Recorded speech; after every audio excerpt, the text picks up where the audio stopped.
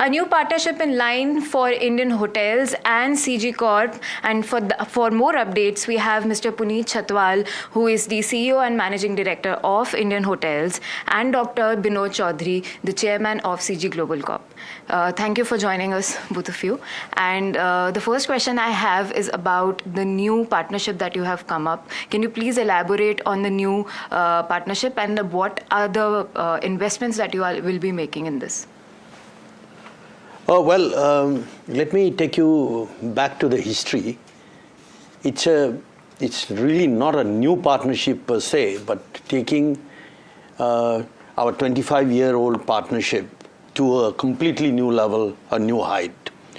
What started 25 years ago with the Maldives and Sri Lanka in our own small way with a larger vision, made progress, but it could not really get there where we wanted it to go.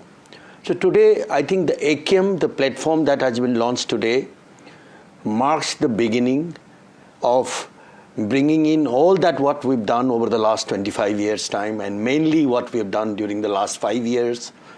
We have in 6 countries more than 11 operating hotels and 6 in the making, which should open within a year. 6 or 7, which should make it about 18. And with IHCL bringing in the other 7 to the portfolio, we are celebrating, it's a celebration, celebrating 25 years of our very happy partnership, 25,000 rooms, 2,500 rooms, no, I'm sorry, and a desire to grow beyond what we have done. I think it shouldn't have taken 25 years. I think India is at a different level today. The world is at a different level today. We wish to move by bringing our collective energies, resources to the table and take the whole platform to a much, much bigger level. Not only in the region, and not only focusing on adventure, cultural and resort-based tourism, but also opening new forays. Yes, sir. Yeah, I agree with Dr. Choudhary, and I think it's been very fascinating the last few years working together with him. Also, sometimes copying some of the good things that he's done in this and in other businesses, and how to capitalize on opportunities. And one fine day we discussed, why not, double, triple the size, as we are experiencing this tailwinds in all sectors, tailwinds in the economy, tailwinds in hospitality in particular. But even if I look at sports, a lot of records are being broken and things get done at a much faster speed. And having a partner which is really more asset driven, and with us being more management driven, so the capital heavy and capital light gets balanced, and we don't have any kind of selective investments, any kind of strategic investments. We will also participate in those, as we have done with the CG Group in the past. So I think all in all, given the momentum that Indian subcontinent is having, it's a great opportunity to celebrate our 25 years, our silver jubilee of partnership with at least 2,500 rooms and 25 hotels, and we'll be adding 7 from our side. And then going forward, accelerating just the speed of growth. It should not take another 25 years to get to the next 25. At least maybe 1/3 of the time should suffice.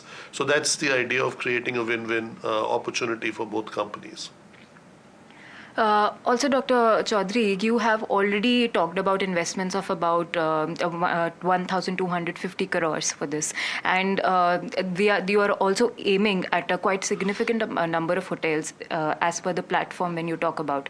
Can you elaborate a little bit more on what more investments are in line in this context? And also, what are you aiming at for at least FY25? I think maybe Dr. Choudhary would like to add more into detail in this, but as he himself said at the outset, when we started this partnership, we started with, let's say, Maldives.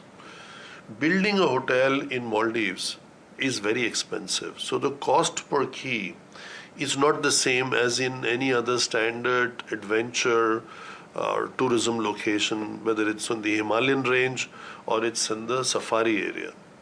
Similarly, when CG Group gave us Jumeirah Lake Towers in Dubai as a Taj a few years ago, that investment is a very large investment.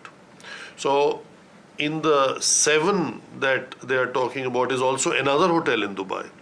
So, I think all in all, it would be fair to say that a lot of money has been invested both by Indian hotels, because the venture we had on TSL, which is the Taj Safaris, is 50-50 partnership. Also the same is in TAL, Taj Asia. We have some properties in it. Others are based on a management contract with us. So I think it will be fair to say, going forward, accounting for inflation, if that amount of 1,250 of CG Group represents approximately a bit over 50%, let's say 60%, then going forward, any amount north of 2,000 crores over the next years would be a realistic figure. We have also talked about the key geographies, like like in Greater Himalayas you have mentioned, and also in the Indian Ocean front. What are the other geographies that you both are targeting at this point? See, we want to, more than the geographies, we are targeting the nature of the assets, like the adventure, cultural, Himalayan. Why Himalayan? Because I think there is a different connotation to the properties in Himalayan. I come from Nepal, for instance, and we are going to showcase all the 6 brands of Taj in one little country, which is well known for tourism. We are going to be in Bhutan very soon. By October, we intend to open Bhutan. So we want to be in areas, in the nature of properties which doesn't exist, offer a different level of services, which doesn't exist, or we are going to upgrade to what exists in this system, and plus add more. For instance, wellness. Destination wellness is a big thing, and we've always wanted that the wellness industry has to grow big time in India, which has its own, there are traditional wellness properties in Kerala and all, but that's at a different level. We're talking about a world-class, destinations where people go every year to look good, to feel fit, to sort of have a different quality of life. It's a different business altogether, which India is yet to get into. Asia is well known, America is well known, Switzerland and Austria is well known. So we are also, like, by the same token, going to open new destinations. Hopefully, I come from Nepal, and I like to use the clout of the Taj system, IHCL system globally to promote Nepal as a destination, the ultimate destination for tourism, for trekking, for building the series of trekking lodges going right up to the base camp of the Mount Everest. It could be the wildlife properties we have in India, we have one in Nepal, but we want to also take it to the other destinations, other parts. So it's all about presenting something different, something unique, not to forget the bigger properties, like Mr. Chhatwal mentioned about the Jumeirah Lake Tower in Dubai or Samudra in Sri Lanka, but it's all going to be, on one hand, opportunistic, on the other hand, very strategic. Yeah. And sir, talking about Indian hotels, after the Q4, there have been we have already been informed about that Indian hotels. Many of the hotel chains in India will go through some kind of renovation this time, and because of which, is there any significant impact on growth that you were expecting? And if it is, then what it is? See, we had guided 5-6 years ago that we will grow by 15 hotels a year, but we actually ended up doing almost double of that. We added 175 contracts in the last 6 years. Our going is very strong. We'll be opening, this is the first time we'll be opening more than 2 hotels a month for this financial year. We don't see any slowdown because our pipeline is 92 hotels. So even if we stopped growing today with new contracts, we would still end up opening 2 to 3 hotels a month for the next 3 years. So I think the company is very well positioned with the foundation of a very diversified brandscape, which is able to address the needs and wants of all kinds of customer touch points. So all in all, I do see a lot of growth happening on that front. When it comes to renovations, we are a very iconic hotel company, and our iconic assets include palaces to, flagship properties, whether in Delhi or Mumbai or Calcutta, and we have to keep investing in these assets. The nature of the business is that way, and we have to keep, redesigning, renovating, reinvigorating, re-energizing all our spaces. Otherwise, Taj cannot stay iconic. And with all our other brands, we want them in their positioning to be the leading brands and to be the premium brands. We don't want to have that connotation of just value or cheap associated with any of our brands. That's how we reimagined and relaunched the Ginger brand, which was actually conceived almost 20 years ago when the first Ginger opened. Between that and where Ginger Lean Luxe stands today is a huge difference. And the success is in the numbers that we see. And when we launched recently Ginger Mumbai Airport, it's off to an excellent and outstanding start, and the numbers speak for themselves. So I think all in all, with all the brands, as Dr. Choudhary mentioned, as he also wants to take all of those to Nepal, we want to obviously keep Taj as the backbone, is a natural crown jewel, not just of our portfolio, but also of the country, India, or the Indian subcontinent. So Taj was, is, and should always remain the crown jewel. But other brands are picking up momentum and progressing very, very well. And renovating the portfolio every year consistently is a part of our strategy, and which we also define under comprehensive asset management. When you have iconic assets, you have lots of space and lots of opportunity to make a difference to those assets, not only in the look and feel, but in also how they contribute to the top line and to the bottom line. And also, but when we talk about the headwinds going forward, especially for this year, when rate cuts in the US are still, there is a lot of concern around that as well. So I have two questions for that. One, what is your outlook for your international operations?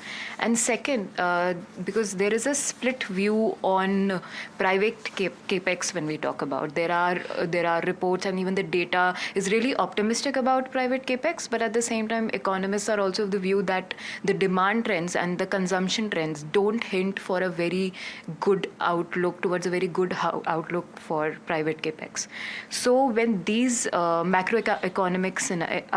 this macroeconomic scenario and with these headwinds in place, for both of you, what is your view for Indian hotels, and also for both of you for the hospitality sector? Maybe I go first with the second half of the question and then I pass it to Binodji. We see opportunity in any kind of headwinds should they come. The reason being, Indian Hotels today is a zero net debt company and is having a lot of cash reserve. So we are very well positioned to take advantage of any of the headwinds that come, and that creates opportunities in the markets because of possibilities that arise which otherwise are not there. So that's one. Second is, you would have noticed we are strengthening our partnerships with long-standing partners of Indian Hotels, and Binodji is one of the best examples of that. We are sitting here together because we are bringing this kind of strengths, meeting of minds, trust between two partners together to chart out a vision There will always be headwinds and there will always be tailwinds. But a relationship that has stood the test of time makes it possible for any brand, any organization to navigate through those difficult and challenging times. Would you like to? Yeah, absolutely. I couldn't agree more. We have to remember that I think our relationship has become thicker in bad times. Post-COVID, that was one of the greatest challenge that ever hospitality industry, or other industries, the whole world as well, but hospitality per se had faced. And we stayed together. We found solution. And more importantly, I would like to give full credit to the Taj Group. They found solutions. They thought like owners. Many of the owners could have gone out of business. The hotels had to be shut down. Compromises had to be made. So they were in a dilemma where on one hand the quality, the image of the Tata Group, the image of the Taj Group, they did not want that to be compromised. But same times they also wanted to keep the property afloat.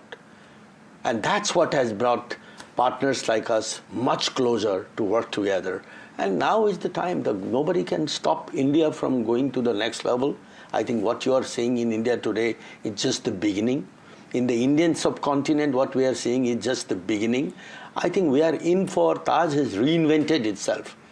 I've been very closely working during the last 25 years with the company. And I have no hesitation to say that today, for the last 5 years, Tata, the IHCL is moving at a pace which I've never seen before. The scale at which the company is growing, the positive mindset that they have in terms of finding solutions to problems, and that's what every owner is looking for. Capital is not cheap in this part of the world. You asked the question. You run NDTV profit making is important also from the owner's perspective, okay, and they know how to deliver profit, and that's why we are bringing in more and more assets and putting it within the Ekyam brand. I think this formation of Ekyam is, if you ask me, is a huge statement that is being made on behalf of any investor who wants to be in the hotel industry. Hotel industry generally is an industry where returns don't come easily. It's from an investor's perspective, it's a long gestation period. But they have devised a formula where we know that we are going to grow much faster than before, which means we are going to make money. And to come to your previous part about the economist and the outlook, who would have thought this kind of growth will come the way it came post-COVID? Firstly, who would have thought the revenues would go down to zero? And then you witness such an upswing. So there will always be headwinds. As I said before, there will always be tailwinds. Economists can predict what they want to, but each company needs to find a model and a balance between its top line and operating costs. So what is the competitive advantage? The competitive advantage is your ability to charge minus cost to service. If you balance the ability to charge with cost to service, you're very well positioned for any kind of headwinds. Number two is your not like for like growth. If your not like for like growth is coming mainly through capital light, the likelihood of getting hit in the short term or in the medium term is very low, because it's only, you're only reliant on the management fees that you're going to get.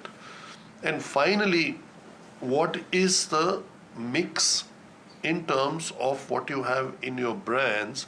How are they superior, and are they able to charge a premium? And I think that the group, and within the group, the Taj brand has demonstrated not just in the Indian subcontinent but globally, and that's why I call it the crown jewel of India. I think maybe it sounds overly optimistic, but once you have seen zero revenue, you've seen a lockdown, and you have managed to stay resilient, and you have managed to bounce back in a way that nobody ever expected, that gives us the confidence and the optimism to overcome any kind of economic dips that the gurus and pundits might predict. Yeah, definitely. And one last question to you. You have been in the industry, both of you, since the last so many decades for now. And what are the change in demand trends that you have seen? Like one being that the shift is more toward more on the premium side now in the hospitality space. So what are the other trends that you think are there, and what is that hotspot of growth in the next 2-3 years in the hospitality sector? You'll be the best person to answer that. See, the